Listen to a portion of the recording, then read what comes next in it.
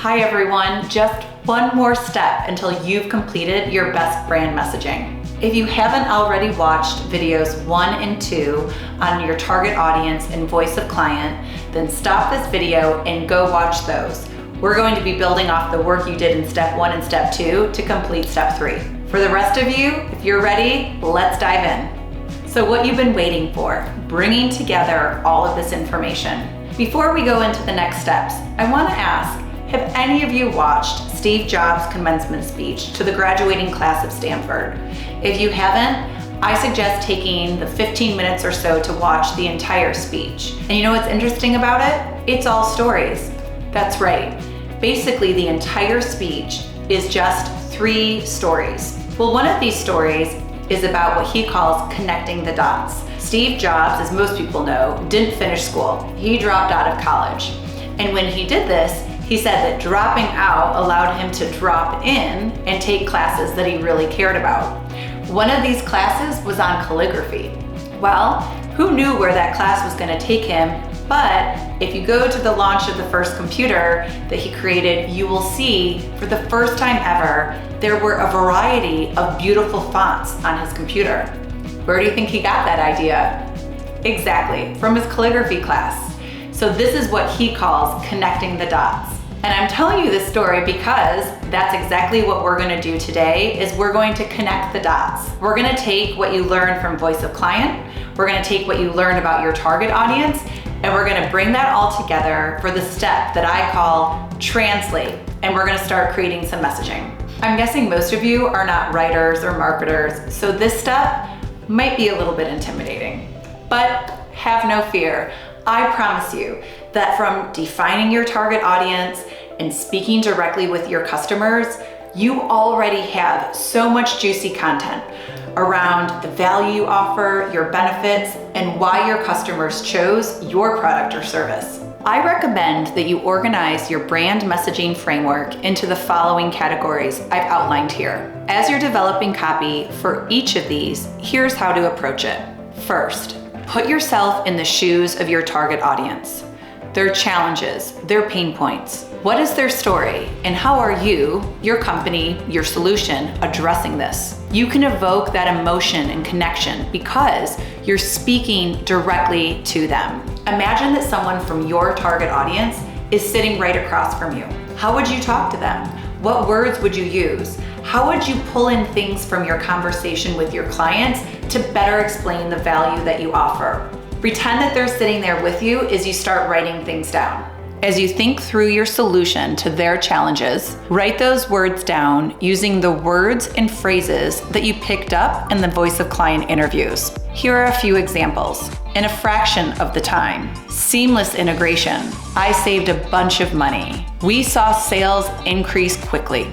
Let me take you through a quick Arch Collective example. In one of the videos, I mentioned that I work with post-Series A funded B2B tech startups. Typically, once Series A has been raised, the expectation is that that company is going to triple revenue. This is part of this approach of triple, triple, double, double, double for how to grow your startup into a unicorn or $1 billion valuation. So when I'm talking to clients or prospects and in my messaging, I actually use that term, triple, triple, double, double. It's something that's commonly used with startup founders and lets them know that I understand what they're going against and what their challenges are.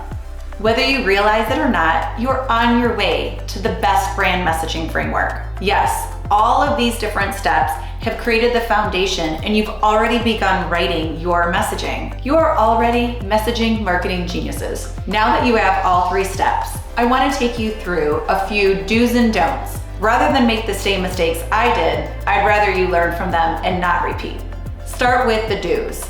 Start small and don't overcomplicate it. Write just like you're talking to a client. Put yourself in the shoes of your customer. It isn't about what you want to say or what you think it's important. It's really about what they need to hear and what's important to them. Test and measure. You might not get the messaging entirely right the first time. That's okay. The beauty of marketing is that you can change it, especially in digital, and you can see what works and what doesn't work. Define stakeholders up front. When it comes to marketing, everyone has an opinion. And if you try and incorporate everyone's opinion, it'll likely end up a mess. And finally, test and learn. Take the messaging you created, put it out there. Begin to see, what are people clicking on? What are they downloading? What are they responding to? And incorporate that in your next revision of your messaging.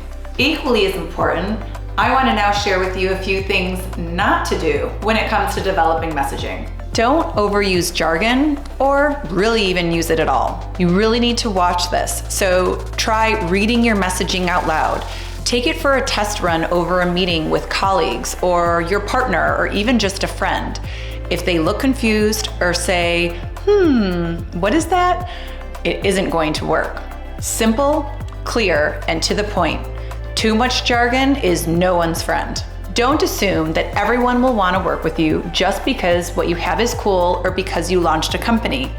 And by this I mean, set realistic expectations for how people are going to respond to your messaging in your company, especially if you're a startup. You do have competition, even if it's just the status quo. I can't count how many times people have told me, my company has no competitors.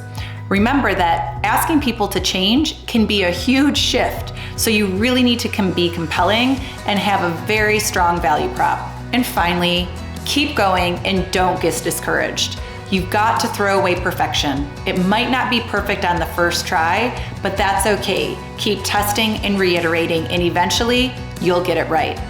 I hope you're excited about what you created over these 3 videos about brand messaging. If this type of content is helpful, please subscribe.